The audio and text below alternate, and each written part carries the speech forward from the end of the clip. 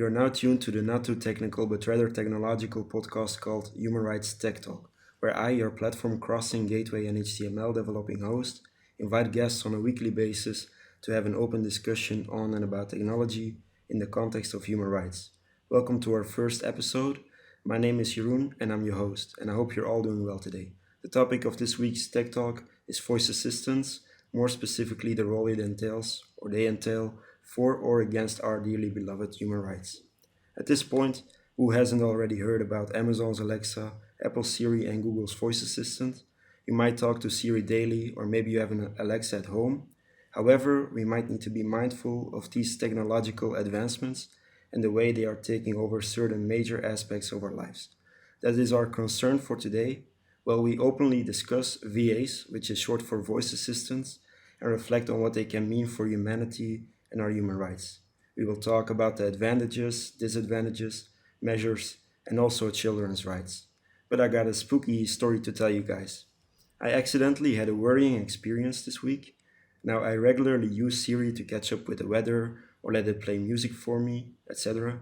My Siri is on when I say the famous "Hey Siri," but long story short, I was having a conversation with a friend the other day and we were talking about a very specific restaurant in my town. Not much later, while I was scrolling on the internet, I came across an advertisement for the same restaurant. Well, I was utterly shocked. That must be a coincidence, you might think, right? Or is there more to it? Regardless of the answer, that situation rang some alarm bells for me, and that brings me to my guest today, with whom we'll talk voice assistants. Three guests who each individually are credible people on this topic. So without further ado, let me introduce you. We got Max, Sikai, and Ferre in the building. Be welcome, guys, and tell us a little something about yourselves, your expertise, and what makes you so interested in VAs and human rights. Hello, I'm Sikai from China, majored in pedagogy. I'm going to talk about the advantages and disadvantages of the voice assistants about human rights, which people may feel strange about the relation between them at the first glance. But when thinking twice, rights of privacy and security are the easiest to think of, which is always a controversial problem. However, it's because most of us are in dominant position, so we are more hypercritical on our human rights and do not see what convenience voice assistants can provide us. For the disabled, for example, autistic children, blind people, and dyslexics, voice assistants can bring them a chance to have the rights they cannot have before. Maybe this is not a new thing, but what I want to say is it led to a more interesting topic, virtual organ. This concept is from French technical philosopher Bernard Stiegler. He used it to describe that technique development is moving humans' organs out of their bodies, which seems to be incredible. But for sure, we're letting the machines doing what should be done by our organs originally. Voice assistance is a good example. We listed many of the advantages of voice assistance, such as help with scheduling, save money or energy bills or travel, operate intelligent devices, get information like news, booking services. It has the same goal, to make things more convenient. In this way, the voice assistance replaces the work which should have been done by our organs. Our fingers, eyes, mouth, ears, even minds thus get free from burdensome tasks. So let's come back to the disabled parts. Work seems to be easier when new virtual organs doing the work they can do due to the disability on organs. We have discussed about the instrumental advantage, but voice assistance has another side of advantage, the anthropomorphic advantages. This corresponds to the autism and loneliness. It apparently cannot be seen as work by people's true needs. Also, some research shows that people tend to verbally abuse this artificial intelligence, as they are always set as female's voice. This is a rarely mentioned part, the machines or the artificial human rights. However, the disadvantages of voice assistants seem to lead to a more controversial topic and have a closer ties to human rights in public view. I divided them into three parts: moral, privacy, and security. These three parts are not isolated but closely related. In addition to this, there could be problems on the technique itself, such as the smart speaker is not as smart as promised to be, and the initial costs could outweigh savings. But this is not so important as the topic is human rights. Now let's talk about the disadvantages which really matter. Security is always tied with privacy. The voice track means many new risks than before. Voice is disposed as a data, and these are thought more private than words, because people will think twice on words, but voice, especially those people don't know they're heard, is extremely private. I mentioned the development cost of many voice assistants is always higher than their net income, but technology companies often get more content containing users' private information through voice assistants. This is a question about data hegemony. A simple example is that technology companies sell this information to merchants who can accurately advertise, and users' information becomes bargains. Further problems are like the ideologies of the big companies may reflect in voice assistants, illegal data collection and usage, and the freeware problem. And the machines will compromise even our own free choice. For example, we will ask for suggestions on how to get dressed, what to write, and so on. But now, let's have a forward-looking. Surely, our analysis regarding the pros and the cons faces us with many questions to which no definite answer is given yet. First of all, as hosts, do we have an ethical obligation towards our guests to inform them about our personal digital assistant? Is it polite for a home visitor to ask the host to turn off their digital tools off? Should we inquire about the presence of smart tools and digital assistants before arriving at a friend's house, a hotel, or an Airbnb? All these questions, even if at the first glance might seem easy to reply, induce to a lot of ethical dilemmas, both in the relationship with people we're close to and both to a professional level. After all, the main problem when dealing with voice assistance technology is that it seems like there is no middle way to deal with it. Whether you are in favor of it, accepting the violation of your own privacy and of the people living with you, or you are against it, losing the opportunity to access all the useful implications that may help people with special needs. But after deeper research on the topic, I think technology should be designed in such a way that allows users to choose the specific conditions they want. That is to say, a user should be able to access the advantages of the technology and at the same time able to consciously choose which rights to sacrifice. A voice assistant would be designed that allows for meaningful interactions. And this is why as a society we should be ready to educate ourselves on topics such as cyber safety and potential risks of digital technologies, as well as be proactive in keeping current with the latest news on technologies and take actions when required. Otherwise, privacy is at stake in the hands of powerful big tech companies.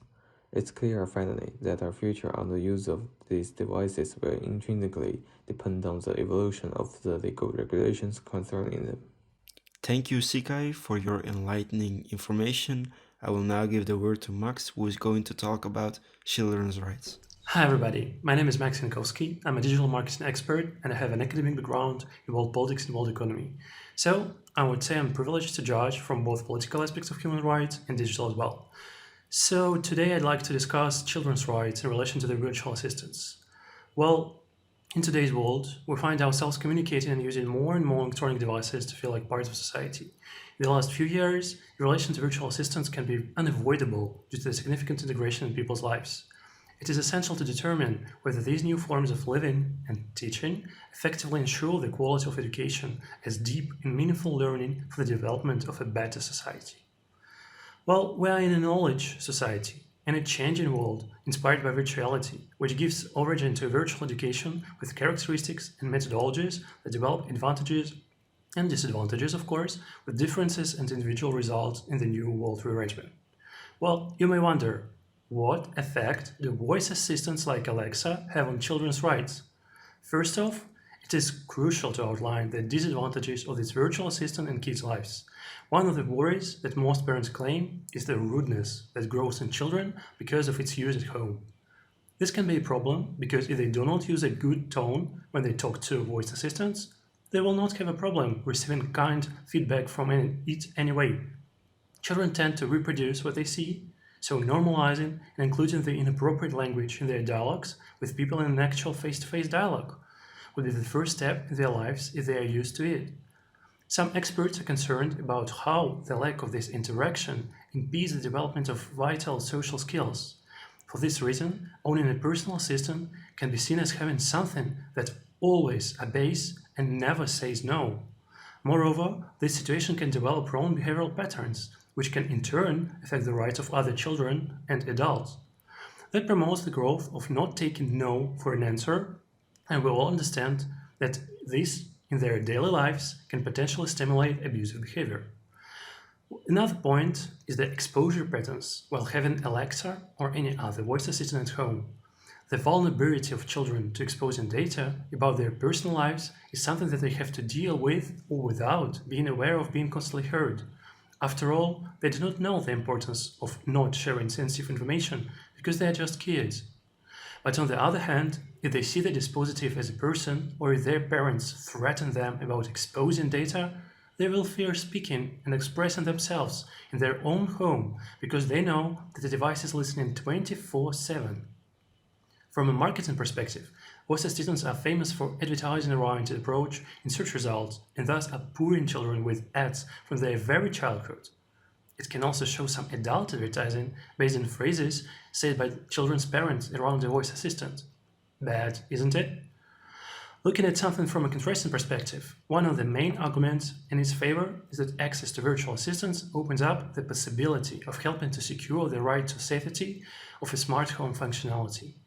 Children can control lights, turn on and off an appliance, connect to the TV or any other automatic product. Nevertheless, one of the essential things that Alexa has in that it includes the right of participation, developing considerable benefits for children that have disabilities or low social skills. For example, children with health issues or visual disabilities can use Alexa to read their Kindle or other ebooks, using voice assistants to move on to the next chapter, control reading speed, and resume their readings on different Echo devices. Furthermore, the right to education develops, for instance, with providing real-time translation, virtual encyclopedia, quick facts, practicing math and learning language concepts, geography resources, and other sources of information which can be brought to them with saying of simple words. Finally, the right to play allows kids to have their personal space with a device if they feel lonely or bored. Especially it's important in nowadays when a lot of children are really, really lonely. They can experience the feeling of having a conversation with real emotions. Online communications bring overall advantages to children's lives. However, are the policies of the education systems adapted to these new realities? It is vital to analyze if this form of teaching, virtual learning, ensures a high quality education when children do not have the skills and tools to access the virtual world without losing their privacy in their homes or schools. But what measures can be taken? I'll ask my colleague Ferre to share his findings and thoughts. So hello everyone, I'm Ferre and I did some research about what potential measures we could take to prevent potential human rights abuses by these voice assistants. So the first question that I wondered is who should take what measures? So where does the responsibility lie to address these potential infringements on, for instance, the right to privacy? Should it be the individual to act to safeguard his or her right to privacy? Should companies be held accountable for developing potentially harmful products and software?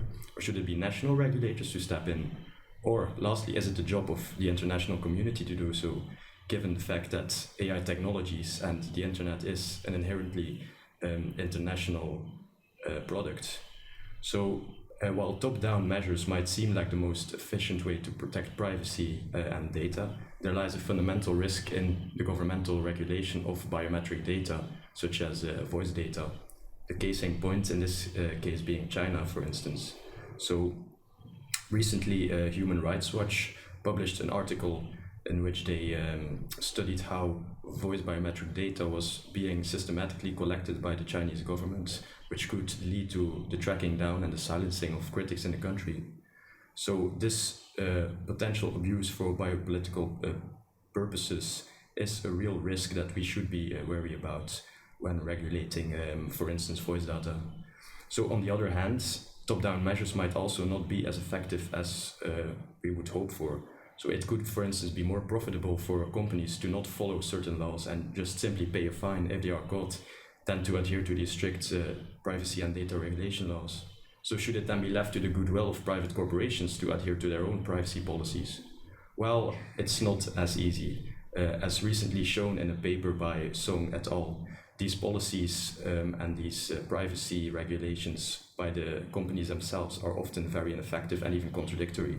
So they've shown in their paper that Google and Amazon's voice apps were even violating their own requirements regarding privacy policy.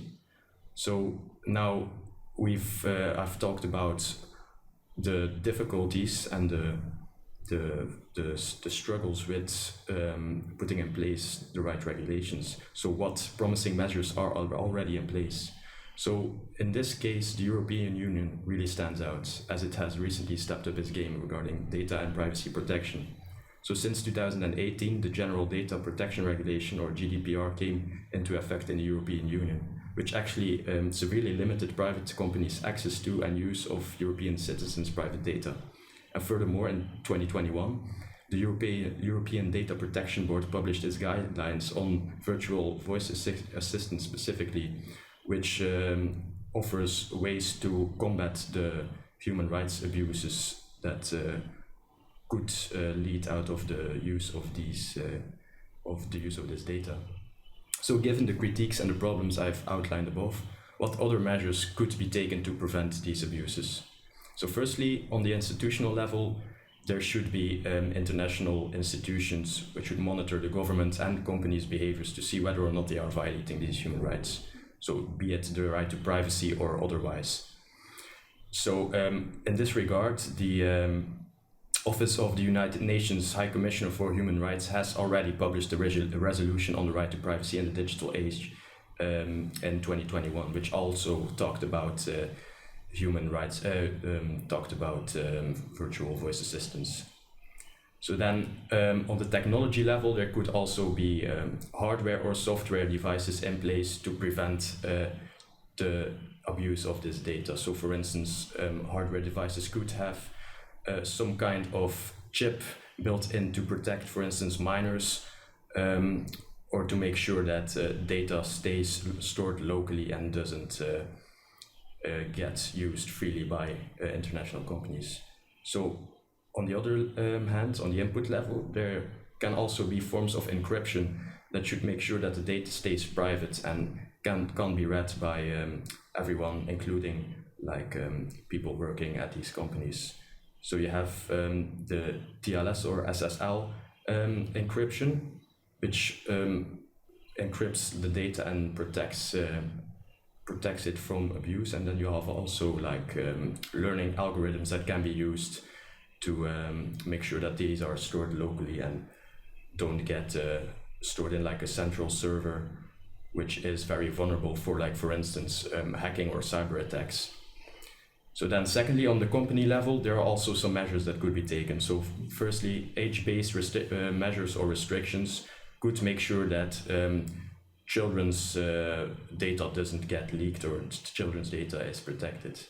Then this goes hand in hand with parental guidance as a measure. So when requiring children's information, companies should be sending an email, for instance, to the guardian or the parent of these children, making sure that they know what data is being collected and requiring the consent of the parents. And then lastly, we thought it might be a good idea to require a privacy rating or a label on these virtual voice assistant products. So you might have already seen on certain electronic appliances, such as washing machines, for instance, there's an energy efficiency label with AA plus being the most energy efficient and the least energy consuming product. So for instance, it might be a good idea to require a privacy label to be shown on these products so that you know how secure these products are and to what extent there is a potential for the data to be leaked or for the data to be misused. So, while my love for technology is surely everlasting, I might not be the biggest proponent of VAs. Nevertheless, you guys opened my eyes and at the same time made me very cautious of the way we can use this technology. You brought up some excellent points and insights. Sure, it is truly advanced and amazing that we as humans can accomplish such a thing. The fact alone that such voice assistants exist is quite mind-blowing to me. However, I think we can all agree that measurements should be taken, and concerning it being good or bad, that is true about everything. For every positive, there is a negative side to something. We just need to find a way to righteously use this technology.